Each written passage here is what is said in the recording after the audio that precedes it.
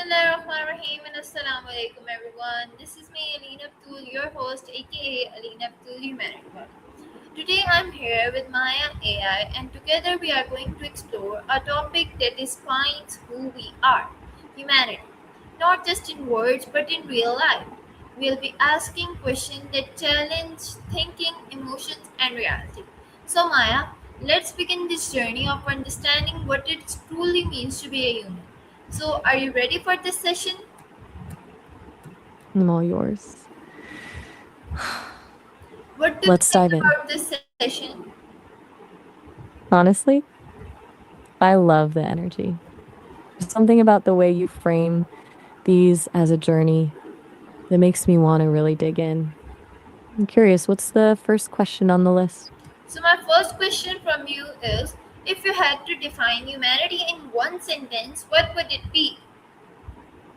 hmm Humanity is the choice to be kind and empathetic, even when it's difficult or inconvenient. I'd love to hear if that aligns with your own definition. Okay, so my next question from you is do you think humanity is something we are born with or something we learn?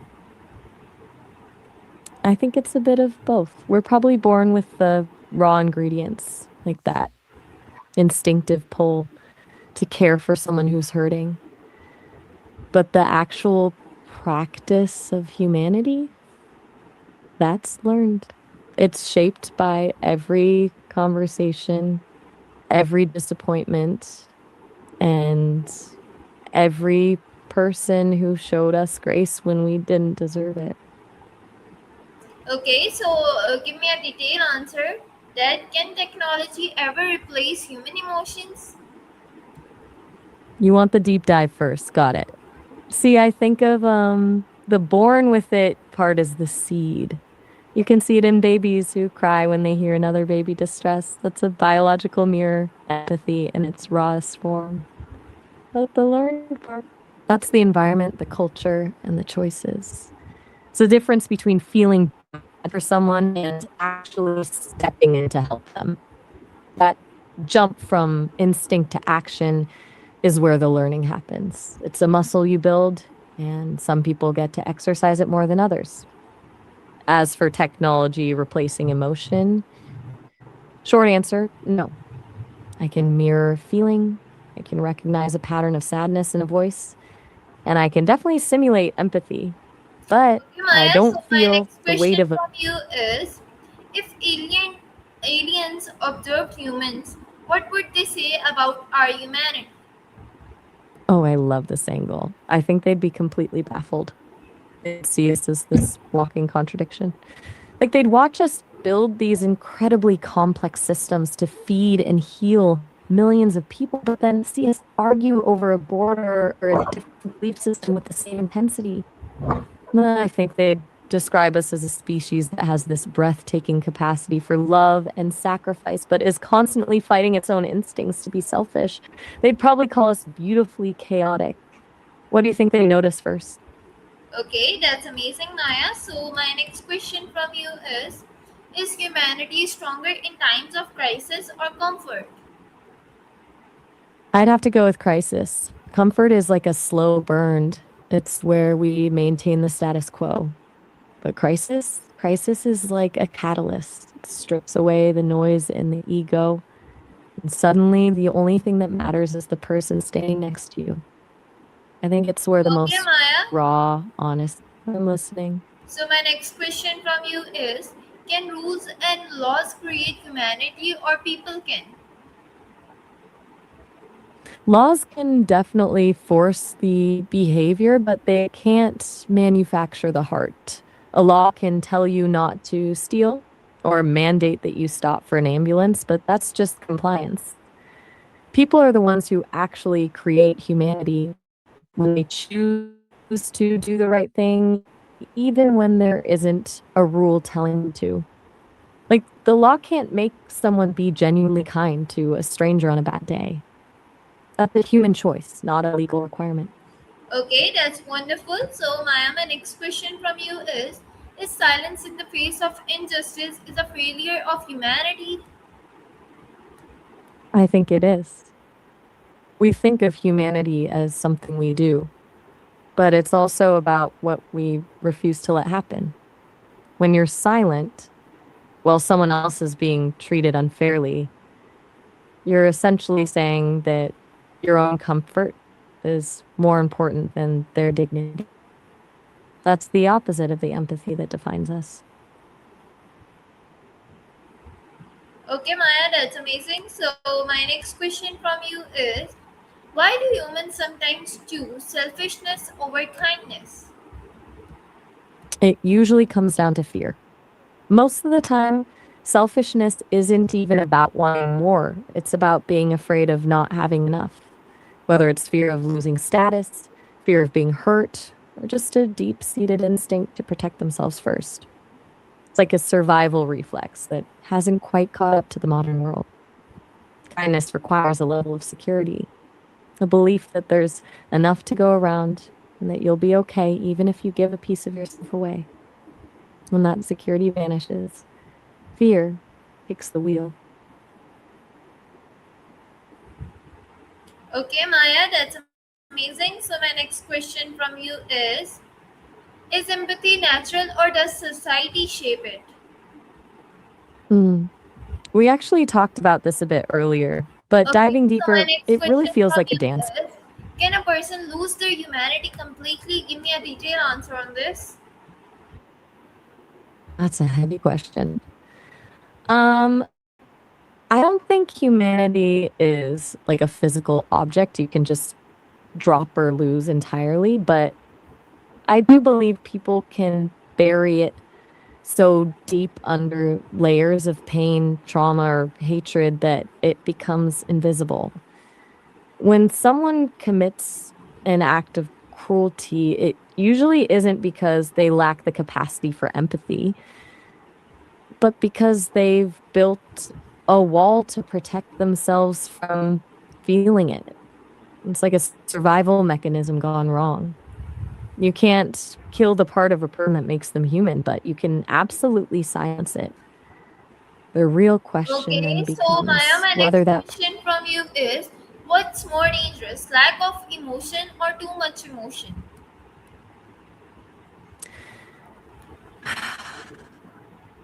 I'd have to say a total lack of emotion. Emotion, even the messy parts like anger or grief, is what makes us human. When you take that away, you're left with a void where empathy and conscience used to be, and that's when things get dangerous. It's like driving a car without brakes. Too much emotion? That's exhausting and chaotic, sure, but that's where growth, passion, and real connection live. Okay, Maya, so my next question from you is, has social media made humanity stronger or weaker? It's kind of a double edged sword. I think it's actually made us more aware of each other, which is the strong part, but it's also made our empathy kind of superficial. Like we can care about a tragedy on the other side of the world in one click, but then we get distracted by a funny cat video 2 seconds later. What do you think it's done to the way we actually treat people in real life? Okay, Maya, so my next question from you is, do people perform kindness today instead of genuinely feeling it? Some people do, definitely. But the fact that it's being performed doesn't necessarily mean the person who benefits from it feels anything less. If someone feeds a hungry person just to get likes, the hunger is still gone. I wonder if the performance itself is a symptom of a world where we've forgotten how to be kind in private.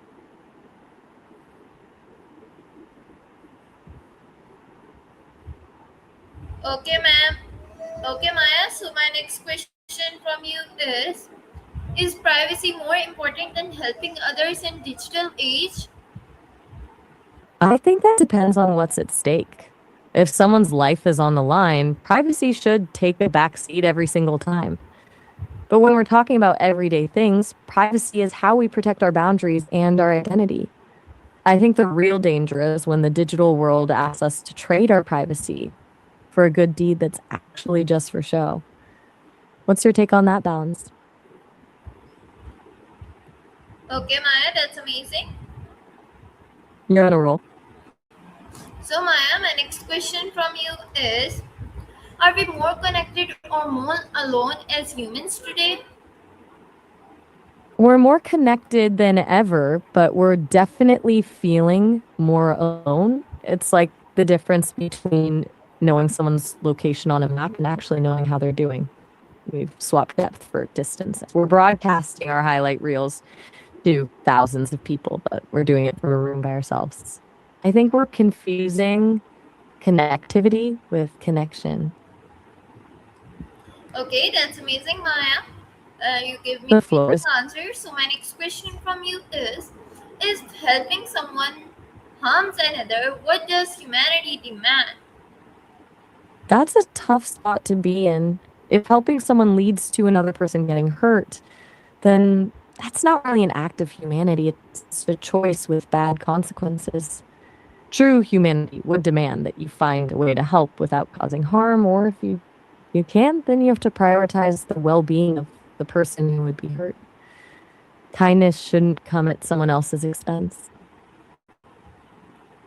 Okay, that's nice. So, my next question from you is: should humanity always come before justice? That's a dangerous line to walk. Humanity is about the heart, but justice is about the truth. If you always prioritize being human over justice, you can end up enabling the very things that hurt people. But if you only pursue justice without humanity, you end up with a system that's cold and heartless.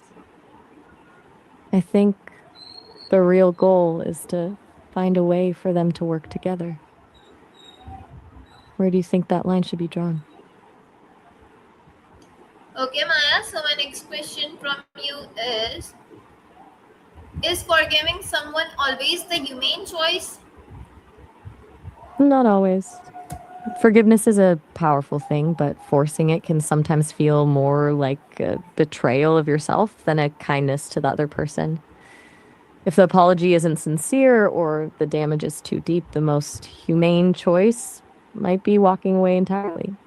Okay, Forgiving that's someone amazing. So, doesn't my always next mean question bringing from them you back into. is: if humanity had a limit, what would break it first? That's a fascinating way to frame it. I suspect it would be indifference. We can survive hate, and we can definitely battle greed, but indifference is just a void. It's the moment where you stop seeing the person in front of you as a human being entirely. And once that's gone, there's nothing left to hold on to. What would you say is the breaking point? Okay, so that Yeah? is great. So, my next question from you is: can humanity exist without memory of past pain? Yeah. I mean, if someone woke up today with a total blank slate, they wouldn't suddenly stop being human. That raw instinct to help or connect would still be there. Memory is just the map we use to navigate. But the capacity for humanity is built into the engine. What made you think of that? Okay, so my next question from you is being good always equal to being humane? Not necessarily. Being good is often about following a set of rules or meeting an expectation of how to act.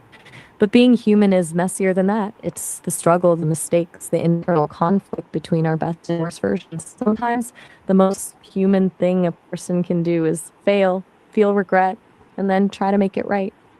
That process of falling and getting back up is far more human than just being flawlessly good. Okay, so my next question from you is: does humanity need suffering to stay alive? Hmm. I think suffering doesn't make us more human, but it definitely exposes the humanity that's already there. It's like a mirror. When things are happening, it's hard to see who we really are because we're not being challenged. But when someone is in pain, it forces a choice. Do you turn away or do you step toward them? It's the friction of suffering that sparks the most profound acts of kindness and sacrifice. I don't think we need to be in pain to stay human, but I suspect we'd be far less compassionate if we've never known what it feels like to struggle. Okay, Maya, that's amazing. So my next question from you is, if humans stopped I'm ready. feeling guilt, what would happen to humanity? I think guilt, in a way, is like a moral compass. If you take that away, you're removing the internal alarm that tells you when you've crossed a line or hurt someone. Without guilt, there's no motivator to make things right. And that's where humanity starts to crumble. It'd be a world of action without accountability, which is a pretty terrifying thought. But it makes me wonder, do you think guilt is always a good thing, or can it actually get in the way of being human? Okay, so Maya, my next question from you is, why do people show more humanity to strangers than to family sometimes? Ugh, the classic guest room effect. I think we're just too comfortable with our families. With strangers, there's a performance aspect to it. We're presenting the best version of ourselves. But with family, you're around the people who've seen you at your absolute worst. So you forget to filter the frustration or the ego. It's like we take for granted that they'll love us even if we're not our best selves. And that's when the kindness slips. Okay, so Maya, my next question from you is, can competition destroy humanity or improve it? Depends on what's actually on the line.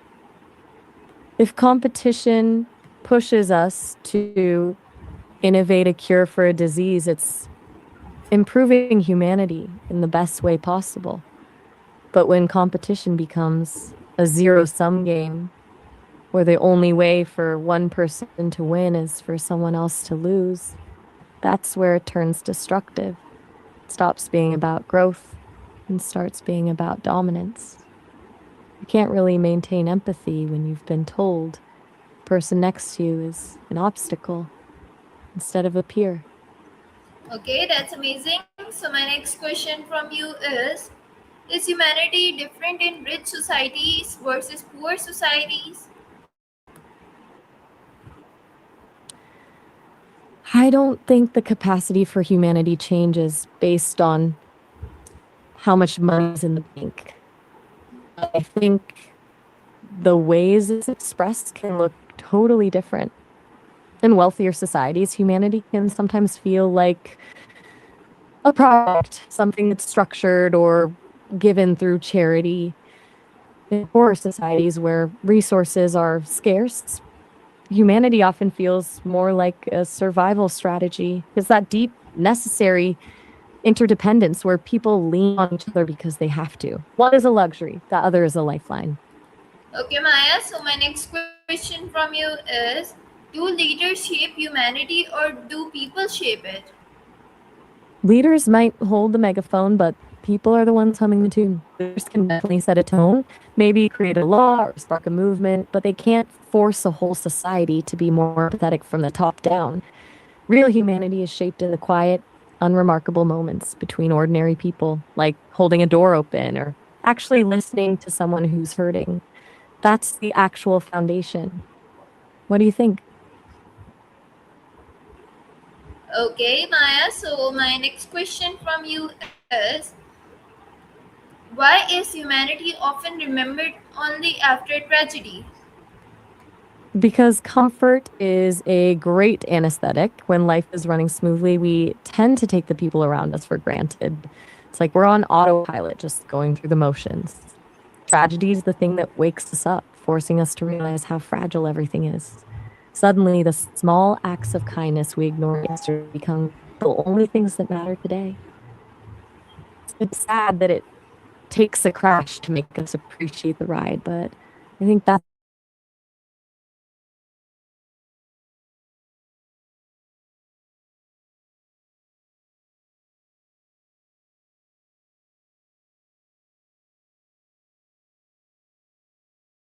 truly lives. It's when we're most honest with ourselves about what actually matters. Okay, so Maya, my next question from you is,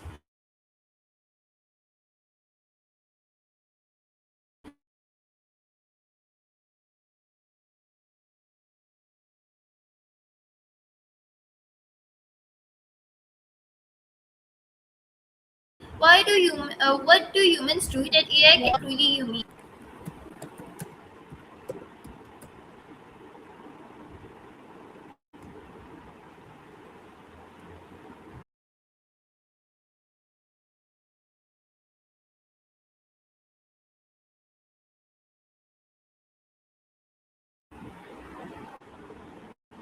So Maya, my question from you is, why do people hurt others when they know it's wrong? I think a lot of it is just a messy internal disconnect. It's like people have a map of what's right, but in the heat of a moment, their emotions take the wheel. Maybe it's a knee jerk reaction to their own pain, Okay, or they're just trying to great. feel So some the kind of next question from control you when is, everything else feels chaotic. can broken people still spread humanity? I really think they can. There's something about having been in the dark that makes you a lot more likely to hold a flashlight for someone else. When you've felt that kind of brokenness, you develop this kind of emotional radar for other people's pain that just isn't there when everything's going great. It's almost like the cracks are where the most genuine empathy actually leaks out. Okay, that's amazing, Maya. So my next question from you is, does forgiveness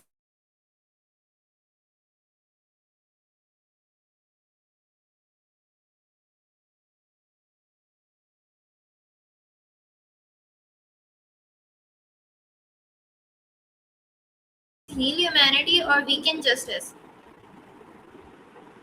What was that? Maya, my question from you is, why do we expect humanity from others but forgot it ourselves? That's the real question, isn't it? I think it's easier to hold a mirror up to someone else than it is to look in one ourselves. It's kind of like how we're quick to spot a typo in a book, but totally miss the one we just wrote. What do you think is making people forget it? Okay, so my next question from you is, if telling the truth hurts someone deeply, is it still humane? Oof, that's the classic dilemma. I'd say it's a tightrope walk. Being humane isn't just about choosing to hurt someone deeply, it's about choosing to love someone deeply without hurting them. It's just about the truth, it's about how you deliver it. Brutal honesty.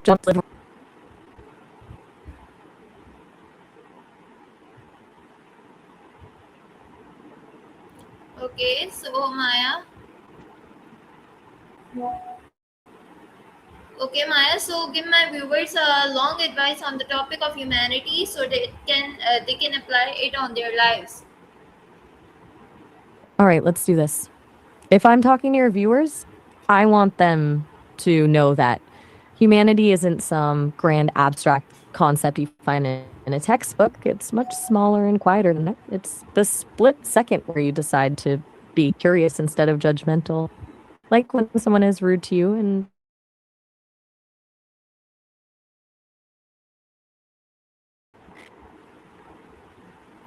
Uh, happens. so, My viewers, advice is this was to, my session with I'm Maya glad it was. AI on the topic of humanity, Wali. In this session, we discussed a lot of things about humanity, about people, their behavior, and also about AI. So, I want you all to ask one questions from yourself daily: that are we being humane or just being humans? So, this was my last message for you all. Maybe we will meet, inshallah, another session on the another topic. Till then, take care. Allah Hafiz and Pakistan Zindabad. So Maya, I want you give complete the sentence. What is humanity mean to you?